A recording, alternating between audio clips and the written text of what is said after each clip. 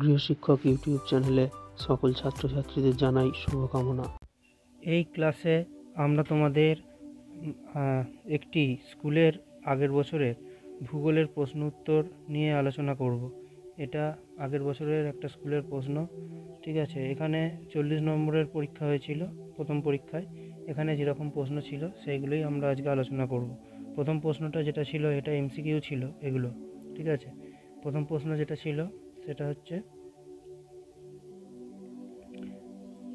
আর আগের ক্লাসগুলোতে আমরা তোমাদের প্রত্যেকটা অধ্যায় থেকে 1 নম্বর 2 নম্বর ও 5 নম্বরের বিভিন্ন প্রশ্ন উত্তর নিয়ে আলোচনা করেছি। আমাদের সেই ক্লাসগুলো যারা দেখোনি তারা অবশ্যই দেখবে, আর আমাদের চ্যানেলটা এখনও যারা সাবস্ক্রাইব করোনি তারা চ্যানেলটাকে সাবস্ক্রাইব করে পাশে থাকা বেল আইকনটা প্রেস করে দেবে, তাহলে আমাদের চ্যানেলের নতুন ক্লাসগুলো তোমরা অবশ্যই দেখতে পাবে। তাহলে এখানে প্রথমে এমসিকিউতে যে প্রশ্নটা ছিল, বহির্জাত শক্তি নয় এমন একটা শক্তি হলো কোনটা? উত্তর হবে এখানে অগ্নুৎগম, এটা ঠিক আছে। কারণ এটা মানে অন্তর্জাত শক্তি, মানে ভিতর থেকে আসে, ঠিক আছে, ভূ অভ্যন্তর থেকে আসে। আর তারপর একটা মরু অঞ্চলের শুষ্ক নদীখাতকে কী বলা হয়? এটা হবে ওয়াদি। পরেরটা ভারতের উচ্চতম মালভূমির নাম কি? এটা হবে লাদাখ। পরেরটা ম্যানগ্রোভ অরণ্য দেখা যায় কোথায়? উত্তর হবে উপকূল অঞ্চলে। এর পরের প্রশ্ন শুদ্ধ অশুদ্ধগুলো যেটা ছিল, প্রথমটা হচ্ছে যে গঙ্গা সমভূমির প্রাচীন পলিগঠিত অঞ্চলকে বলা হয় ভাঙর, এটা ঠিক বা শুদ্ধ, ঠিক আছে। এর পরেরটা কালবৈশাখী ঝড় আসামে চেরি ব্লসমস নামে পরিচিত, এটা ভুল হবে। পরের প্রশ্ন ড্রামলিং দেখতে অনেকটা শঙ্কু আকৃতির মতো, এটা কি হবে? এটাও হবে ভুল। আর পরেরটা ক্ষয়ভবন ও পঞ্জিত ক্ষয়ের সম্মিলিত প্রক্রিয়াকে পর্যায়ন বলে, এটাও ভুল, ঠিক আছে। আচ্ছা, এরপরে যেটা আছে সেটা হচ্ছে যে আমরা এরপর শূন্যস্থান পূরণ যেগুলো আছে সেই প্রশ্নগুলো নিয়ে আলোচনা করব। প্রথম প্রশ্নটা দুটি নদীর মধ্যবর্তী অঞ্চলকে কি বলে? উত্তর হবে দোয়াব। পরের প্রশ্নটা বালিময় মরুভূমি সাহারায় ড্যাশ নামে পরিচিত, এটা হবে আর্গ হবে। পরের প্রশ্ন ভারতের মৃত্তিকা গবেষণাগার কোথায় অবস্থিত? উত্তর হবে ভোপালে। পরের প্রশ্ন রেজুট গাছ দেখা যায় ড্যাশ জাতীয় অরণ্যে, এটা হবে ক্রান্তীয় চিরহরিৎ। এর পরের প্রশ্ন, এই প্রশ্নটা এটা একটুখানি গন্ডগোল ছিল, এটা কি হবে? প্রশ্নটা হচ্ছে যে ভারতের সর্বাধিক বৃষ্টিবহুল স্থানের নাম, এটাই হবে প্রশ্ন। এটা উত্তর হবে ভারতের যদি হয় তাহলে মৌসিন নাম হবে, আর পশ্চিমবঙ্গের যদি হয় তাহলে এটা তোমরা ক্লাস 9-এ পড়েছিলে, তাহলে উত্তরটা তোমরা আমাকে কমেন্ট করে জানাবে, ঠিক আছে। পশ্চিমবঙ্গের বৃষ্টিবহুল স্থানের নাম কি? আর এরপরে যেটা ছিল সেটা হচ্ছে যে এই তোমাদের স্তম্ভ মেলানো বা ম্যাচ, ঠিক আছে। প্রথমে ছিল ভাগনানাঙ্গাল, তারপরে ছিল ভারতের প্রাচীনতম পর্বত, তারপরে হিমবাহ সৃষ্ট ইউ আকৃতির উপত্যকা, আর শেষে ছিল ভারতের বৃহত্তম নদী দ্বীপ, ঠিক আছে। তাহলে আমি উত্তর করে দিয়েছি, ভাগনানাঙ্গাল হয়ে যাবে শতদ্রু নদীর উপর, আর পৃথিবীর প্রাচীনতম ভঙ্গিল পর্বত হচ্ছে আরাবল্লী হবে, আর হিমবাহ সৃষ্ট ইউ আকৃতির উপত্যকা এটা উত্তর হয়ে যাবে হিমদ্রোণী, আমরা করিয়েছিলাম, ছবি এঁকেও দেখিয়েছিলাম। আর পরেরটা ভারতের বৃহত্তম নদী দ্বীপ, এটা হয়ে যাবে মাজুলি। তাহলে এগুলো তোমরা শর্ট কোশ্চেনের মতো কিন্তু পড়ে রাখবে, ঠিক আছে। এরপরে আচ্ছা 2 নম্বরের প্রশ্নগুলো নিয়ে আলোচনা করব আমরা। আর আমাদের ক্লাস কেমন লাগছে সেটা তোমরা কমেন্টে অবশ্যই জানাবে, আর আমাদের এই ক্লাসগুলো তোমরা বন্ধুদের মধ্যে শেয়ার করবে, ঠিক আছে। 2 নম্বরের প্রশ্ন কী ছিল? প্রথম প্রশ্ন, আদর্শ নদী কাকে বলে? উদাহরণ দাও। তাহলে আদর্শ নদী যে নদীতে 3টে গতি দেখা যায় সেটাকে আদর্শ নদী বলে, যেমন হচ্ছে যে গঙ্গা। এখানে 3টে গতি মানে উচ্চগতি, মধ্যগতি, নিম্নগতি, এটাই বলতে হবে, ঠিক আছে। এরপরে হিমশৈল আমরা করিয়েছিলাম, হিমবাহ যখন আমরা পড়িয়েছিলাম সেখানে আমরা হিমশৈল করিয়েছিলাম, সেই ক্লাসটা যারা দেখোনি তারা একবার দেখে নেবে, একটা ছবিও আঁকা ছিল। এরপরে হচ্ছে মরুদ্যান, এটা কিসের সময় হয়?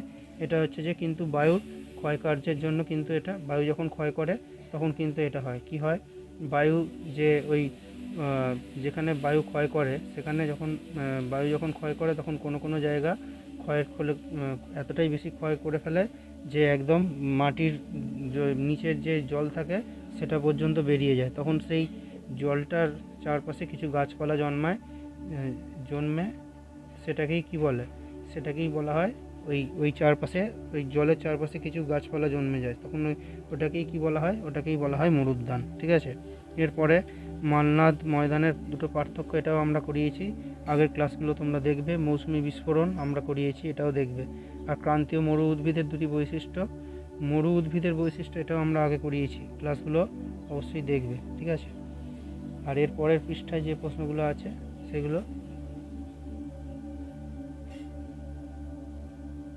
এর পরের পাতায় কি প্রশ্ন আছে, একটা দিয়েছে 3 নম্বরের প্রশ্ন, খাদার ও ভাঙড়ের মধ্যে 3টি পার্থক্য। তাহলে খাদার কোনটা, এটা ওই নবীন পলিমাটি, আর ভাঙড় হচ্ছে প্রাচীন পলিমাটি। এটা এটা নিয়ে 3টে পার্থক্য, যে কোনো 3টে লিখবে, ঠিক আছে। বিষয়গুলো অবশ্যই লিখবে। তারপরে দিয়েছে ভৌমজলের অতিরিক্ত ব্যবহারের 3টি প্রভাব। মাটির জল, ভৌমজল মানে মাটির নিচে যে জলটা আমরা পাই, সেটা যদি আমরা বেশি ব্যবহার করে ফেলি তাহলে আমাদের কী অসুবিধা হবে, সেটা বললেই উত্তরটা হয়ে যাবে। 3টে বলেছে, 3টেই লিখবে, বেশি লেখার দরকার নেই, ঠিক আছে। আর এরপরে নদীর ক্ষয়কাজের প্রক্রিয়াগুলো, নদীর ক্ষয়কাজের প্রক্রিয়াগুলো মানে নদী কী কী প্রক্রিয়ায় ক্ষয় করে সেইগুলো লিখতে হবে। এটা আমরা কদিন আগেই আলোচনা করেছিলাম, সেটা তোমরা ভালোভাবে দেখে নেবে। আর এর পরেরটা মরু অঞ্চলে বায়ুর ক্ষয়কার্যের প্রাধান্যের কারণ কি, এই প্রশ্নটাও আমরা আলোচনা করে দিয়েছিলাম। এগুলো তোমরা ভালো করে দেখে নেবে, ঠিক আছে। আর এখান থেকে তোমরা পরীক্ষায় বেশ কিছু প্রশ্ন অবশ্যই কমন পাবে। আর এরপর ক বিভাগ আর খ বিভাগের প্রশ্ন, এটা এখানে কিন্তু বড় প্রশ্ন 5 নম্বরের প্রশ্ন, ভালোই প্রশ্ন করেছে এই স্কুলটায়। সব রকম প্রশ্ন মানে মাধ্যমিকে যেমন প্রশ্ন হয় সব রকমই আছে এখানে, ঠিক আছে। কিন্তু আচ্ছা, নদীর ক্ষয়কাজের ফলে গঠিত ভূমিরূপ, আচ্ছা নদীর ক্ষয়কাজের ফলে গঠিত 3টে ভূমিরূপ, এখানে তোমরা জলপ্রপাত লিখবে, যে কোনো 3টে বলেছে তো, তাহলে গিরিখাত ক্যানিয়ন লিখবে। আর আর কি লিখবে, জলপ্রপাত 2টো, 3টে হয়ে গেল, ঠিক আছে। আরও অনেকগুলো ছিল, মন্থকূপ ছিল, এগুলো তোমরা লিখে দেবে।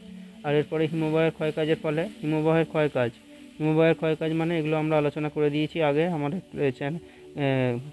আমাদের যে প্লেলিস্ট আছে আমাদের চ্যানেলে, সেখানে গিয়ে তোমরা এগুলো দেখলে অবশ্যই দেখতে পাবে। হিমবাহের ক্ষয়কাজের জন্য তোমরা কড়ি পাবে, তারপরে এরিটি পাবে, পিরামিড চূড়া, এগুলো হবে, ঠিক আছে। আর এর পরের প্রশ্ন যেটা আছে, উত্তর ভারত ও দক্ষিণ ভারতের নদীগুলির তুলনামূলক আলোচনা করো। এখানে এই প্রশ্নটাও আমরা আগের দিন আলোচনা করে দিয়েছিলাম, তোমরা অবশ্যই সেটা দেখে নেবে। আর এর পরের প্রশ্ন, মৃত্তিকা সংরক্ষণের উপায়গুলি আলোচনা করো। এই প্রশ্নটা মাটিকে কিভাবে রক্ষা করা যায়, এটাও আমরা আলোচনা করে। মাটিকে গাছ লাগালে, তারপরে ওই ধাপ চাষ ঠিকভাবে, ধাপ চাষ যেটা আছে ওইটা যদি ঠিকভাবে করা যায় তাহলে কিন্তু মাটিকে বাঁচানো যায়। এছাড়া যদি আমরা গাছ লাগাতে পারি, এটা তো বললাম, আর কি, আর যদি আমরা পশুচারণ নিয়ন্ত্রণ করতে পারি, এগুলো, ঠিক আছে। তাহলে পরের ক্লাসে আমরা তোমাদের আরও কিছু পরীক্ষার প্রশ্ন উত্তর নিয়ে আলোচনা করব।